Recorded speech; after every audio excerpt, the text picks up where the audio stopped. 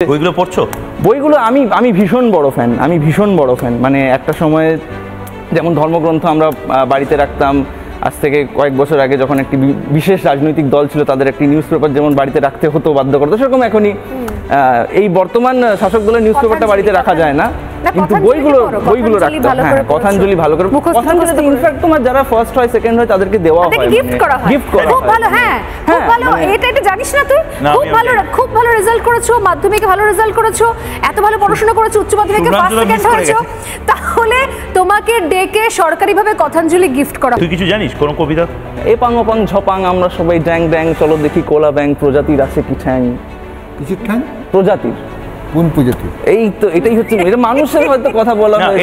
এটা তো সবচেয়ে বেস্ট সেলার কবিতা, কিন্তু এটা ছাড়া অন্য কোনো কবিতা জানিস? শুনিনি। এটা ছাড়া হাম্বা ডাব্বা কিছু একটা ছিল, তাহলে ভালো পাঠক নয়। আমি মোটামুটি একটু অতটা ডেডিকেটেড নই, মানে ABCDE শিখলে দেবে এনার্জি, এরকম অনেক কিছু আছে, এগুলো মনে রাখা খুব মুশকিল জানো।